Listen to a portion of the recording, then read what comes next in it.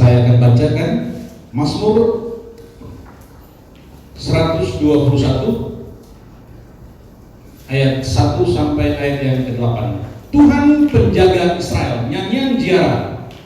Aku melayangkan mataku ke gunung-gunung, dari manakah akan datang pertolonganku?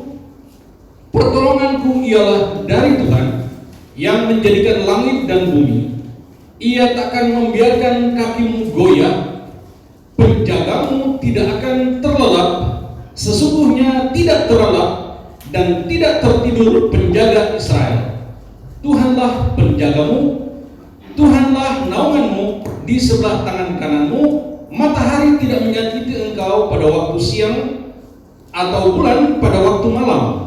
Tuhan akan menjaga engkau terhadap segala kecelakaan. Ia akan menjaga nyawamu. Tuhan akan menjaga keluar masukmu dari sekarang sampai selama-lamanya. Saya beri judul Yesus Penolong yang Ajaib. Ya, kita tahu di sini pemazmur, dia katakan bahwa aku melayangkan mataku ke gunung-gunung. Pemazmur dalam satu kesempatan dia akan ke Yerusalem, ke kota Yerusalem, karena di sana ada Bait Allah. Pada zaman itu, ketika umat Israel mau ke tempat ibadah atau ke sinagog untuk memuliakan Tuhan, untuk memuji Tuhan di sana, dikatakan mereka berziarah ke tempat ibadah. Nah, pemazmur ketika dia mau ke Yerusalem untuk bersekutu atau berdoa memohon kepada Tuhan, dia harus melewati pemandangan-pemandangan yang indah. Nah, kita lihat di sini, rupanya pemazmur dia harus melewati, ada yang bukit, ada yang bernama gunung. Nah, ketika dia sebelum sampai di Yerusalem, dia harus melihat ada gunung yang tinggi. Nah, ketika dia melihat gunung yang gak tinggi dan indah, dia katakan, dia melihat, lalu dia katakan, aku melayangkan mataku ke gunung-gunung, dari manakah datang pertolonganku?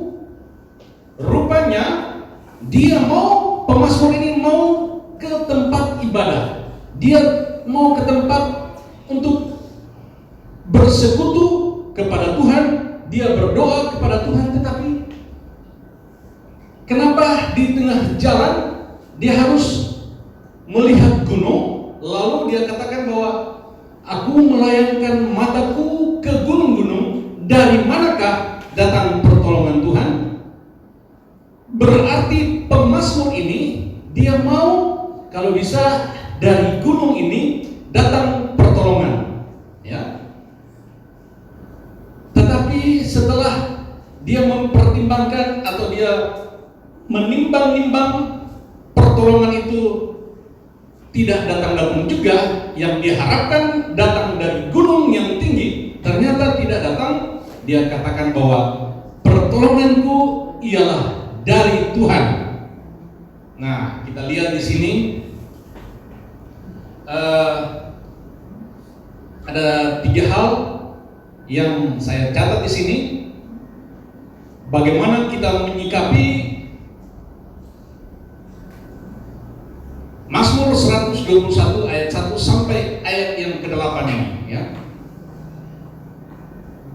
Pemazmur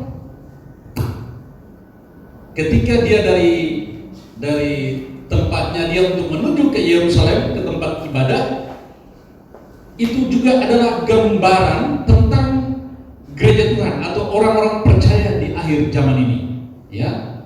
Ketika kita mau datang kepada Tuhan, ya, kalau tidak sungguh-sungguh kepada Tuhan, maka kita akan ragu, bahkan kita mungkin bisa bertanya-tanya, apa betul Tuhan mau menolong? Apa betul Tuhan beri jalan keluar? Apa betul Tuhan berikan solusi bagi setiap persoalan atau pergumulan hidup kita? Ya. Nah, kita belajar dari pemazmur ini.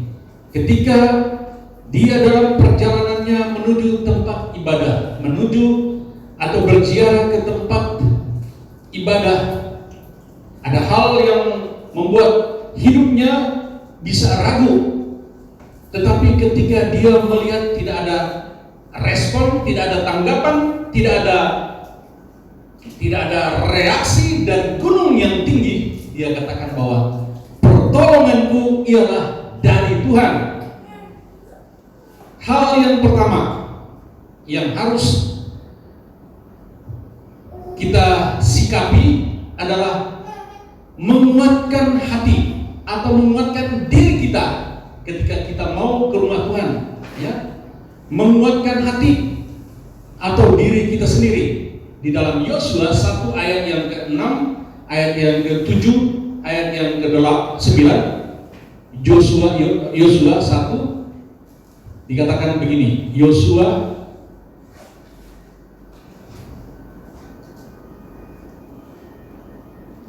ayat yang ke-6, ya. Kuatkan dan teguhkanlah hatimu, sebab engkaulah yang akan memimpin bangsa ini memiliki negeri yang kujanjikan dengan bersumpah kepada nenek moyang kepada mereka. Hanya kuatkan, ayat yang ke-7, hanya kuatkan dan teguhkanlah hatimu, ya. Kuatkan dan teguhkanlah hatimu, dengan sungguh-sungguh bertindaklah hati-hati sesuai dengan seluruh hukum yang telah diperintahkan kepadamu oleh hamba-Ku Musa. Janganlah menyimpang ke kanan atau ke kiri supaya engkau beruntung kemanapun engkau pergi. Ayat 9. Sekali lagi, bukankah telah kuperintahkan kepadamu, kuatkan dan teguhkanlah hatimu, janganlah kecut dan tawar hati, sebab engkau Tuhan Allahmu menyertai engkau kemanapun engkau pergi. Kita sikapi Mazmur 121 ini ada 3 hal. Yang pertama, kita harus menguatkan hati. Ketika kita mau ke rumah Tuhan, kita harus, firman Allah katakan di sana kita akan meraih, kita akan mendapatkan berkat-berkat ilahi yang daripada Tuhan. Sebab itu kita harus menguatkan hati atau diri kita sendiri. Kita harus kuat dulu, ya. Kalau kita kuat, tentu kita tidak akan terpengaruh dengan apapun. Mau gunung yang tinggi, tentu kita tidak dapat dipengaruhi dengan keindahan gunung tersebut. Karena firman Allah berkata, kuat, hati kita kuat, ya. Ketika hati kita kuat, maka energi kuat dan semangat kita juga kuat untuk datang ke rumah Tuhan. Dalam Amsal 15 ayat 13 dan ayat yang ke-15, hati yang gembira. Amsal 15 ayat 13 dan 15.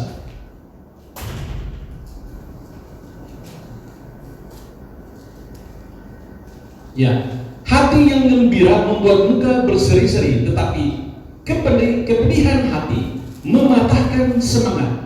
Hati yang gembira, mau datang ke rumah Tuhan, mau datang bersekutu kepada Tuhan, harus dengan hati yang gembira. Dikatakan hati yang gembira membuat muka berseri-seri, tetapi kepedihan hati mematahkan semangat. Kalau hati ini pedih, maka tidak ada semangat, tidak ada kekuatan untuk melangkah. Tetapi dikatakan bahwa hati ada gembira. Dalam terjemahan bahasa Indonesia sehari-hari dikatakan bahwa kalau hati senang, membuat segala sesuatunya semua baik, ya. Tetapi kalau hati yang sakit bisa membuat tidak berdaya,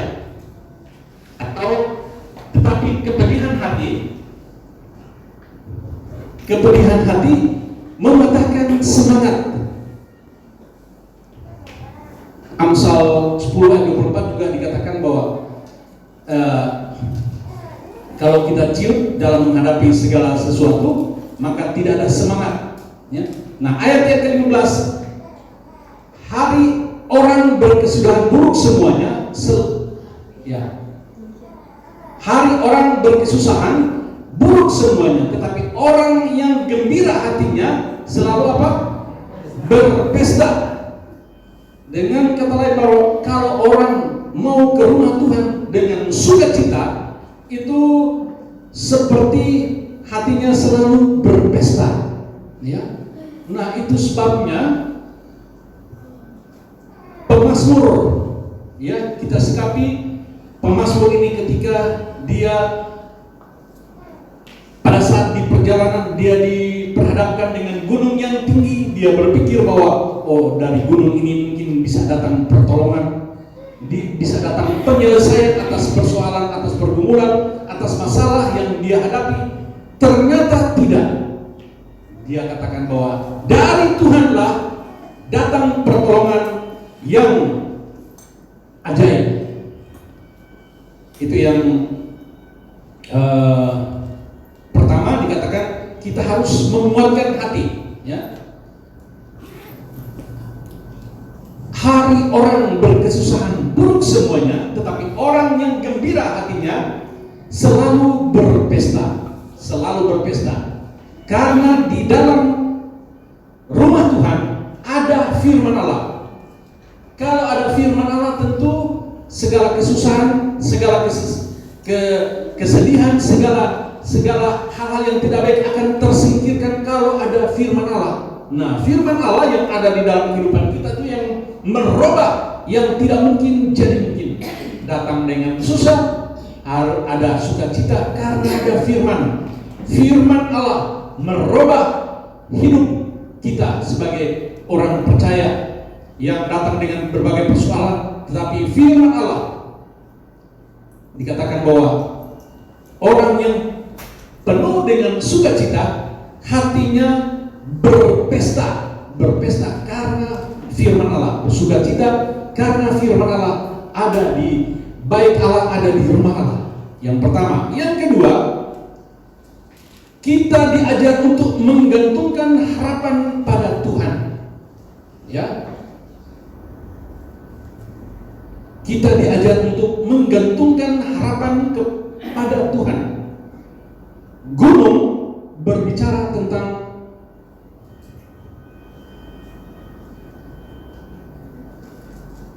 orang yang kita andalkan.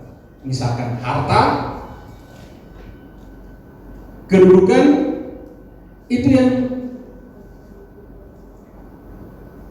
pemazmur melihat, wah, dia pikir ini gunung ini bisa menolong dia. Nah, gunung bisa berbicara tentang harta atau orang yang kita banggakan, yang kita andalkan.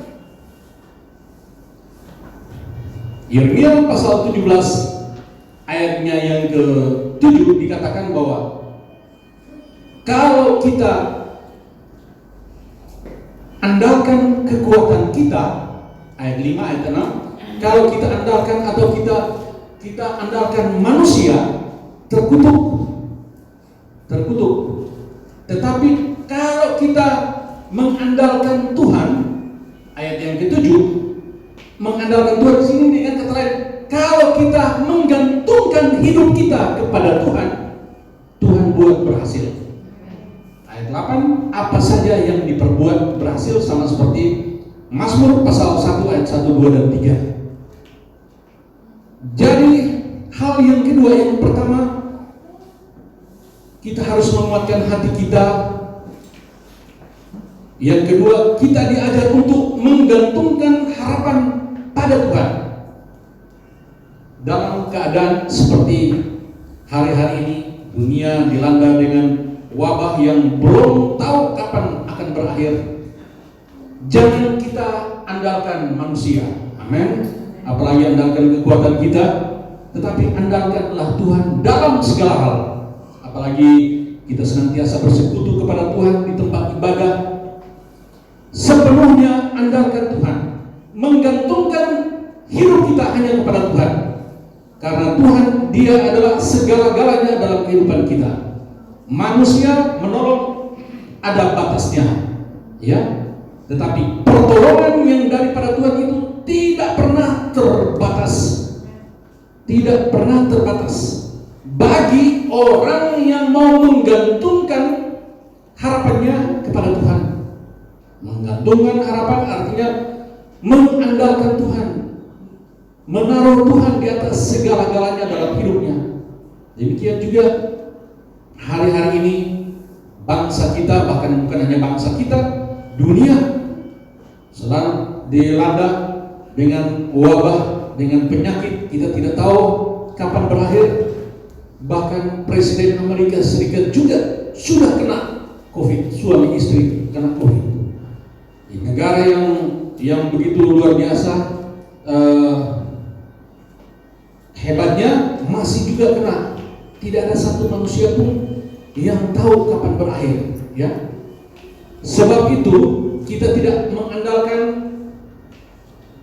medis. Memang Tuhan kasih kita hikmat untuk pakai mungkin berobat dan lain sebagainya, tetapi taruh Tuhan di atas segala-galanya, bergantung sepenuhnya kepada Tuhan. Dalam Injil Lukas pasal 15 kita tahu anak yang terhilang, ayat 20 ayat 11 kalau tidak salah sampai ayat yang ke-32. Anak yang terhilang, dia tidak menggantungkan harapannya kepada bapaknya. Bapaknya punya segala-galanya, tapi dia tidak mau. Akhirnya hidup merana, hidup susah, baru dia ingat. Kemudian Ulangan pasal 8 ayatnya yang ketiga. Tuh, coba Ulangan pasal 8 ayat yang ketiga, kitab Ulangan.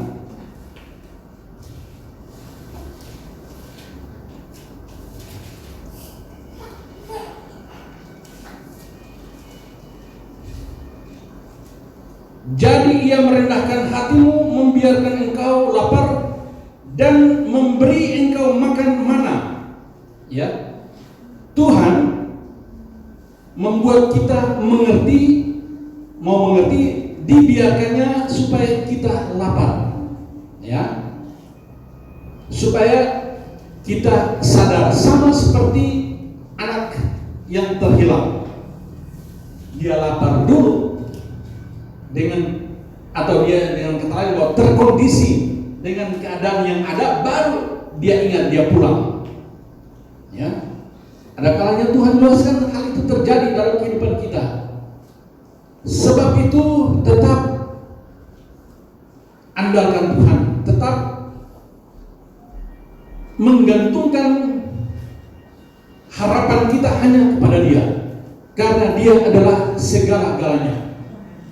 Dalam keadaan sama seperti ini, ya, tetap berharap sepenuhnya kepada Tuhan.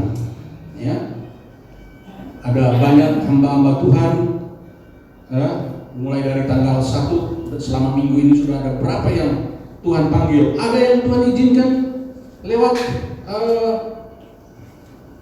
corona, ya, Tuhan luaskan, Tuhan izinkan, semua itu Tuhan punya maksud, ya. Tetapi ada yang Tuhan menyatakan kuasanya dengan luar biasa.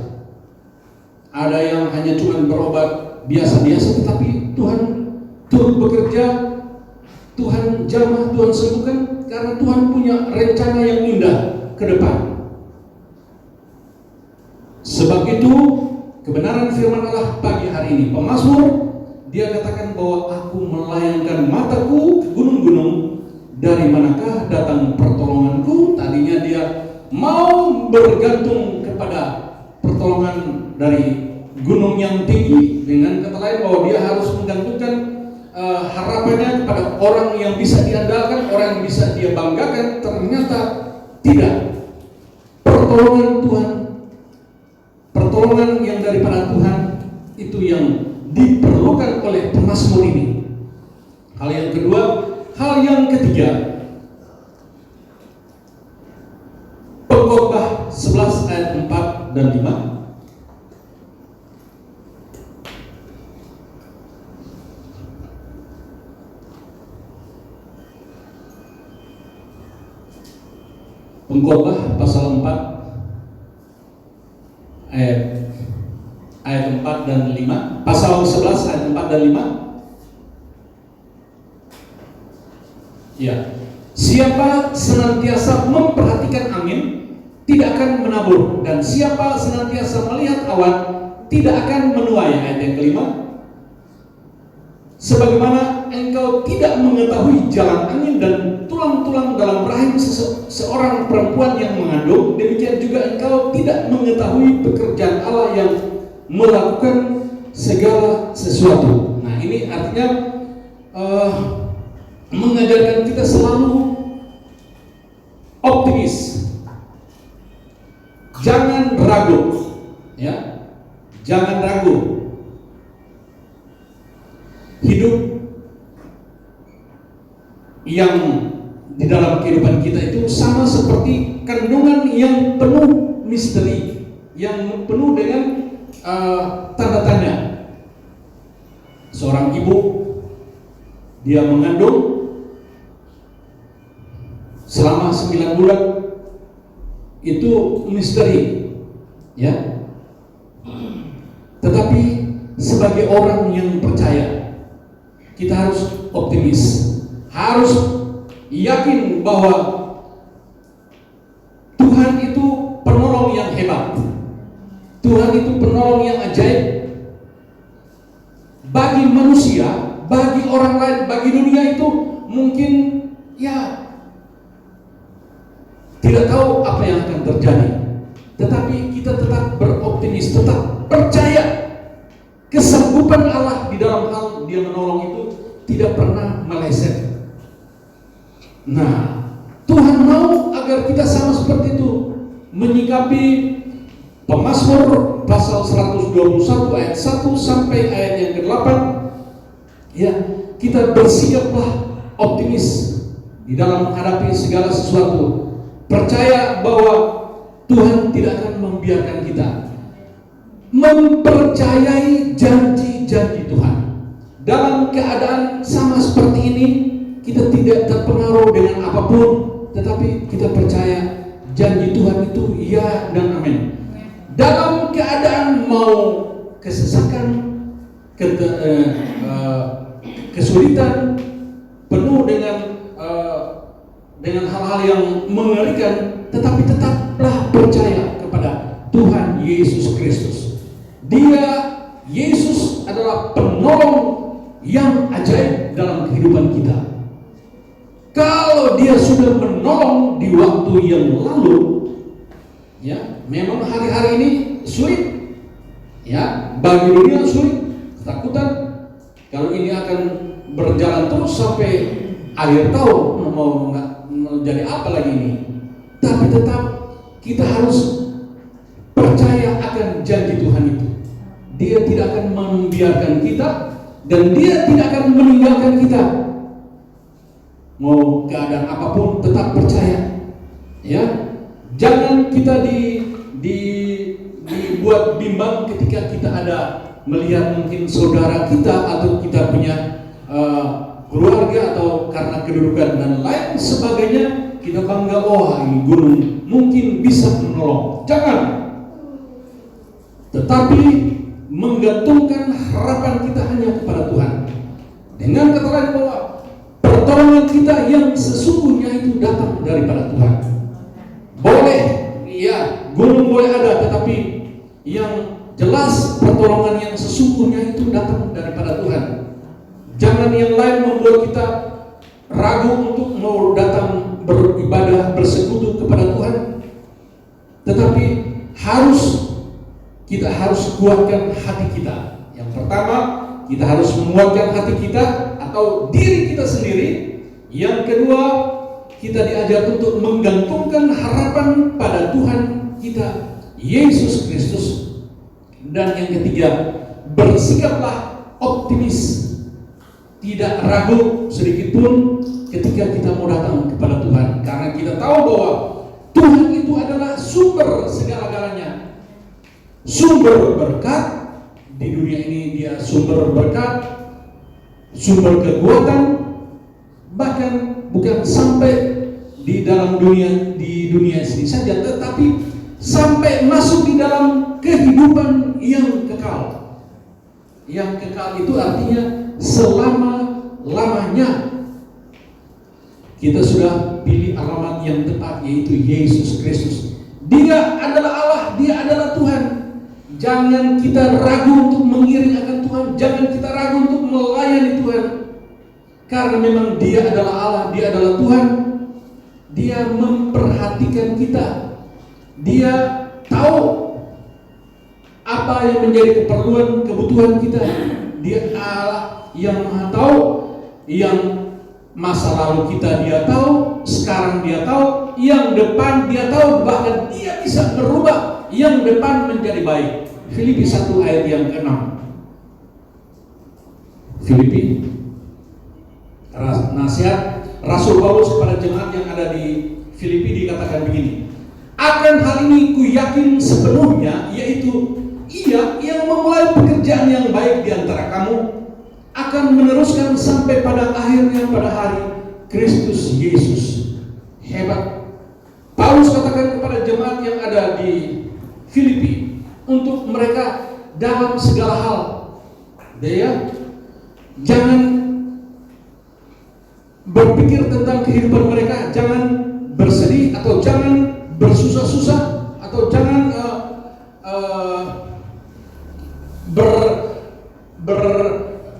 berbuat yang tidak berkenan kepada Tuhan. Karena Paulus katakan bahwa akan hal ini aku yakin sepenuhnya, yaitu Yesus, Dia yang memulai pekerjaan yang baik di antara kamu. Ya, artinya dari dulu Dia melakukan yang baik, ya.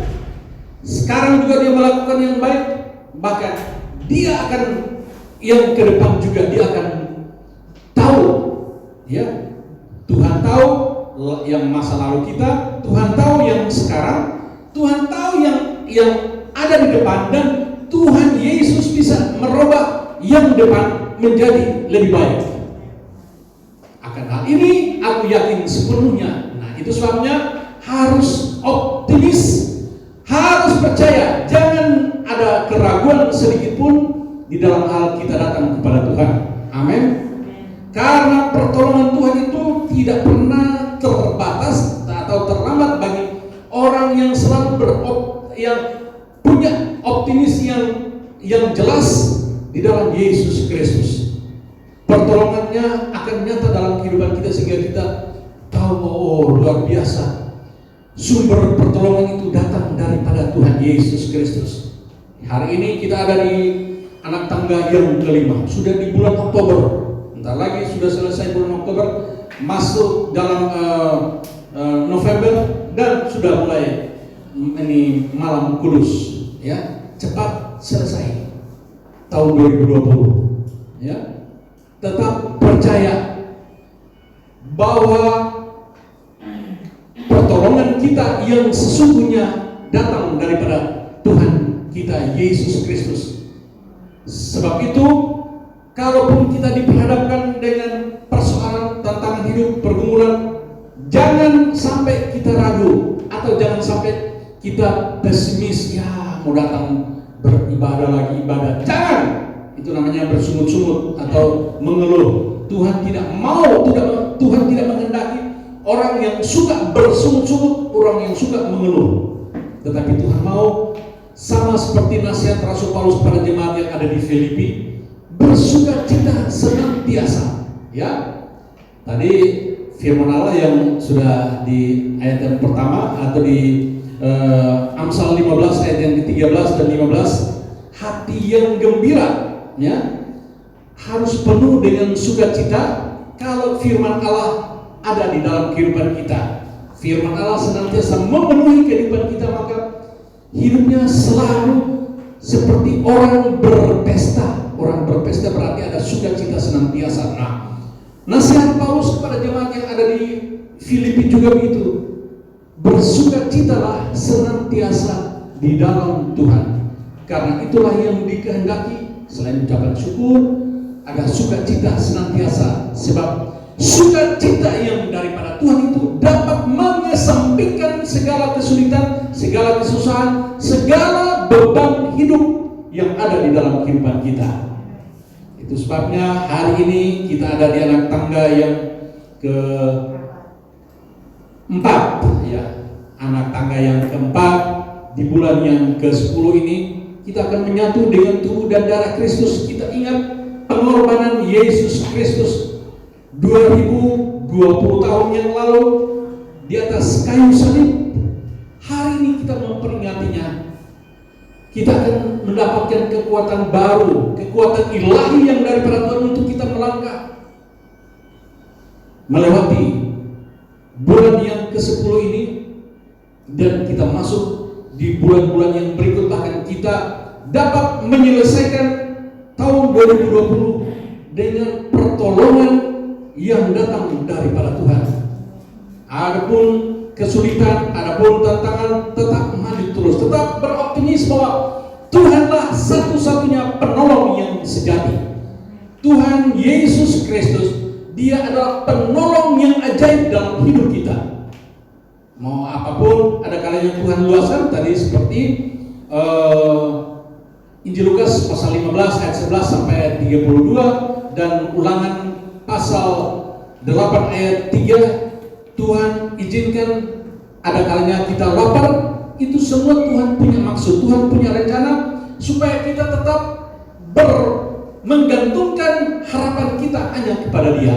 Artinya mengandalkan Dia. Jangan andalkan manusia, jangan andalkan gunung yang tinggi. Andalan kita hanya Tuhan Yesus Kristus. Amin. Kita tidak takut, ya. Persoalan yang kecil bisa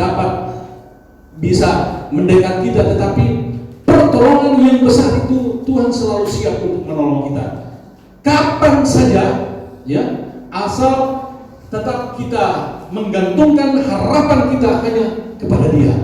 Hari ini kita akan menyatu dengan tubuh dan darah Kristus lewat perjamuan asa yang kudus. Sebab itu siapkanlah kehidupan kita untuk kita menyatu dengan tubuh dan darah Kristus, memberi kekuatan ilahi kepada kita untuk kita melangkah melewati hari-hari yang bagi dunia berat, bagi dunia itu sulit, bagi dunia itu sukar. Tetapi bagi kita, kalau kita hadapi dengan hati yang kuat, dengan menggantungkan harapan kita kepada Tuhan, bahkan kita hadapi dengan selalu optimis, maka itu semua itu kecil. Masalah biar bagi dunia itu besar, tetapi bagi kita kecil. Karena Tuhan Yesus Kristus yang adalah sumber pertolongan yang sejati, pertolongan yang ajaib, itu jauh lebih besar daripada persoalan kita. Sebab itu jangan kita ada keraguan, jangan kita pesimis, tetapi tetap beroptimislah di dalam Yesus Kristus, karena Dialah segala-galanya. Pertolongannya juga ajaib, kuasanya juga ajaib. Jangan cari yang lain. Gunung yang tinggi tidak dapat menolong, hanya Dia tetap tinggi. Tetapi pertolongan yang ajaib, pertolongan yang sesungguhnya datang daripada Tuhan kita Yesus Kristus. Puji Tuhan, mari saja kita bangkit berdiri. Kita akan masuk di dalam doa. Saya mengundang majelis yang ada cintanya dan kasihnya.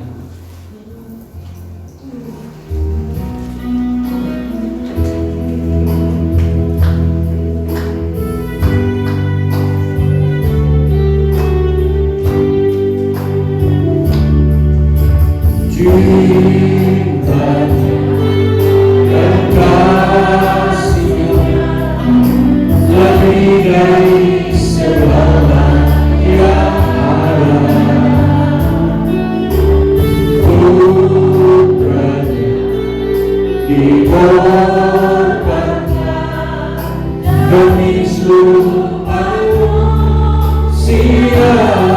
cintanya dan kasihnya. Mari saja kita lagi berdiri. Cintanya dan kasihnya lebih dari segala yang ada. Putranya dikorbankan demi seluruh manusia. Darah domba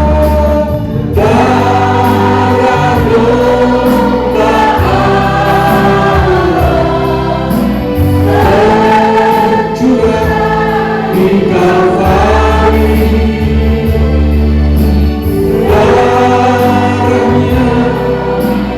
Darahnya hapuskan dosaku. Cintanya dan kasihnya, cintanya dan kasihnya lebih dari segala yang ada.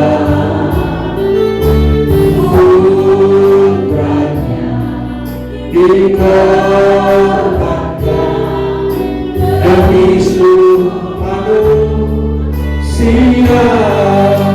Darah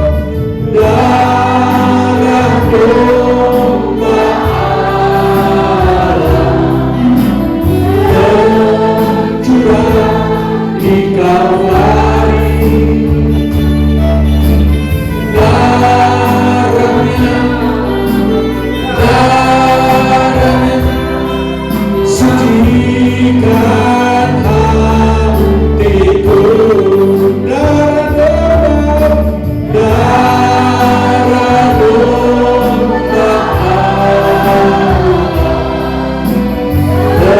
tercurah di Kalvari. Darahnya hapuskan dosaku, hapuskan dosaku. Darah domba Allah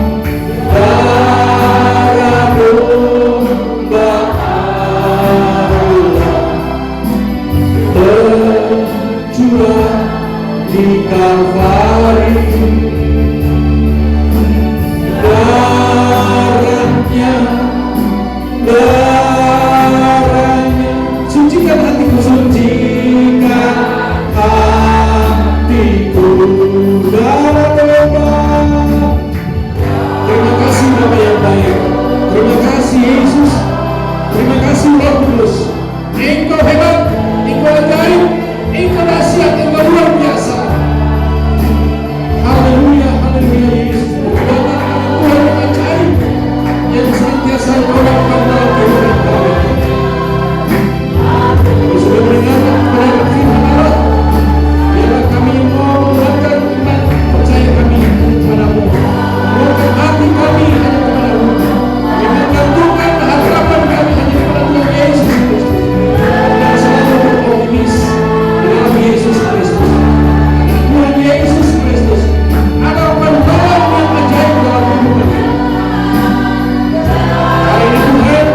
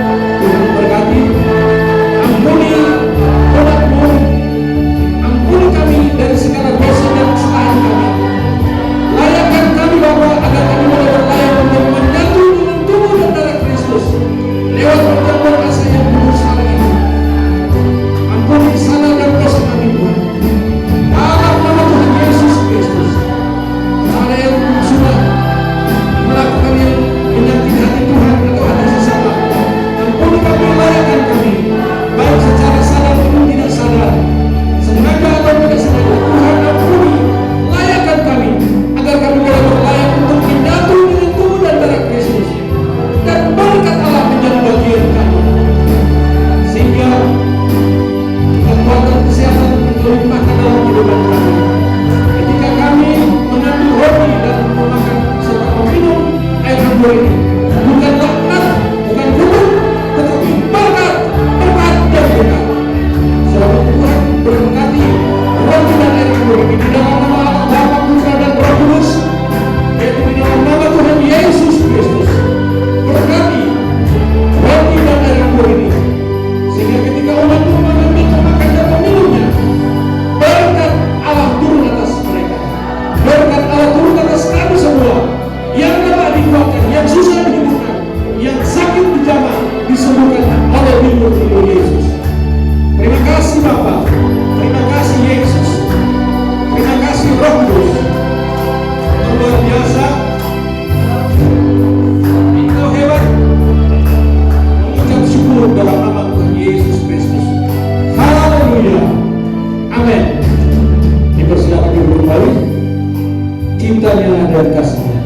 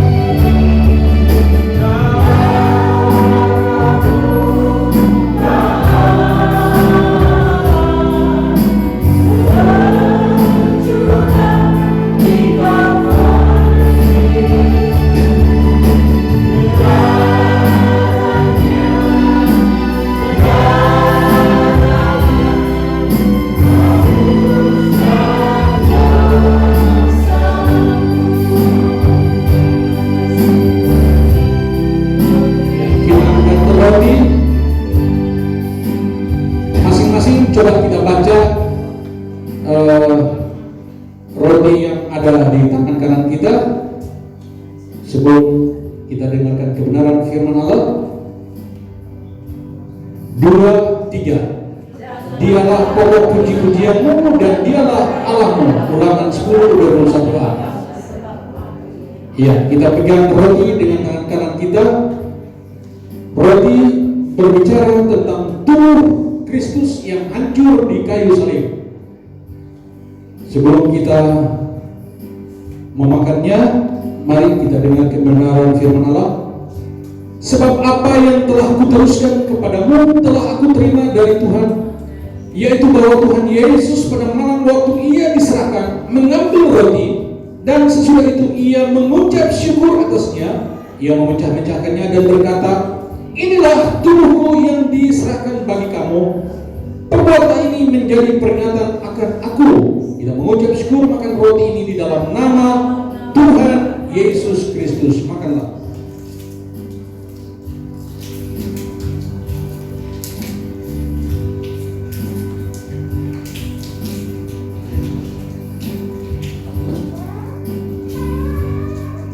Terima kasih Bapa. Terima kasih Yesus, tubuhmu sudah menyatu dengan tubuh kami. Mari kita angkat cawang ini, air anggur ini dengan tangan kanan kita lebih tinggi dari kepala kita. Cawang berbicara tentang darah Yesus yang tertumpah di atas kayu salib. Darah Yesuslah yang sudah menyucikan kita dari segala dosa dan pelanggaran kita. Kita dengarkan firman Allah. Demikian juga ia mengambil cawan sesudah makan, lalu berkata, cawan ini adalah perjanjian baru yang dimeteraikan oleh darahku. Perbuatan ini setiap kali kamu meminumnya menjadi peringatan akan aku.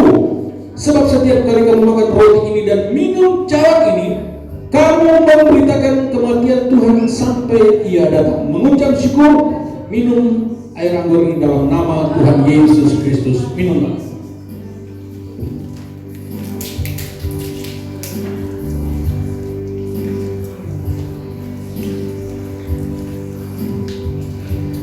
Haleluya, haleluya Yesus.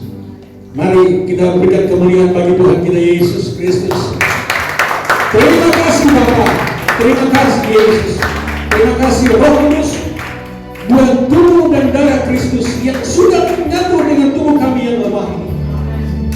Kekuatan baru, sukacita baru, semangat baru, pengharapan yang baru, optimis yang baru melingkupi hidup kami, di dalam kami mengiring akan Tuhan. Terima kasih Bapa, terima kasih Tuhan Yesus. Di anak tangga yang keempat di bulan yang ke-10 ini, kami sudah menyatu dengan tubuh dan darah Kristus lewat perjamuan asa yang kudus. Yang lemah Tuhan sudah kuatkan, yang susah Tuhan sudah hiburkan, yang sakit di dalam nama Tuhan Yesus Kristus, bilur-bilur Yesus sudah menjamah, sudah menyembuhkan kami. Terima kasih Tuhan Yesus. Terima kasih Bapa yang baik. Terima kasih Roh Kudus. Mengucap syukur buat tubuh dan darah Kristus yang sudah menyatu di kehidupan kami. Bahkan firman Allah yang sudah kami dengar, Tuhan tanamkan, meteraikan dalam kehidupan kami. Terima kasih Bapa yang baik. Terima kasih Tuhan Yesus. Berkati umat-Mu yang sudah datang bersekutu dengan Engkau lewat ibadah pagi hari ini. Berkati dengan berkat yang datang daripada Tuhan.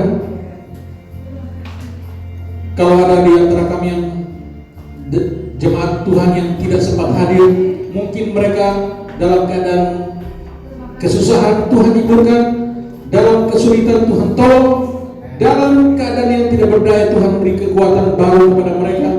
Kalau ada di antara mereka yang sakit atau kesehatan terganggu, Ibu Salma dan Oma Kolo, kami berdoa di dalam nama Tuhan Yesus Kristus. Bilur-bilur Yesus memulihkan, menjamah, menyembuhkan, bahkan menguatkan mereka untuk mereka tetap kuat di dalam Tuhan. Terima kasih Bapa. Terima kasih Tuhan Yesus. Kami berdoa bagi bangsa dan negara kami Indonesia. Tuhan tolong beri hikmat, beri pengertian bagi para pemimpin bangsa dan negara ini, agar mereka dapat memimpin bangsa dan negara ini seturut dengan kehendak-Mu ya Bapa. Tuhan tolong bangsa dan negara kami, berkati bangsa dan negara kami, beri hikmat kepada para pemimpin mulai dari yang tertinggi sampai yang terendah. Ada hikmat Allah, ada wibawa Allah, ada otoritas Allah, ada kuasa Allah, sehingga mereka dapat memimpin bangsa dan negara ini seturut dengan kehendak-Mu ya Bapa. Terima kasih Bapa, terima kasih Tuhan Yesus. Terpuji-pujilah akan nama-Mu kekal selama-lamanya. Kami akan kembali, kami akan pulang ke tempat kami, sertai pimpin kami di perjalanan, jalan hidup pelihara ditebus dengan kuasa-Mu, senantiasa terpelihara di dalam rahmat dan anugerah Allah. Kembalikan kami pada waktu-waktu yang sudah ditentukan untuk senantiasa kami bersekutu dengan Engkau ya Bapa. Terima kasih Bapa, terima kasih Yesus. Terpuji-pujilah akan nama-Mu kekal selama-lamanya. Itu sebabnya kekasih-kekasihku, marilah angkat tanganmu dan terimalah berkat dari Allah Bapa, kasih sayang daripada Tuhan kita Yesus Kristus, damai sejahtera sukacita dari Allah Roh Kudus, kiranya tinggal menaungi hidupmu mulai saat pagi hari ini, besok seterusnya, bahkan sampai Maranatha Yesus datang kembali pada kali yang kedua untuk menjemput akan saleh-salehnya di angkasa yang permai. Ku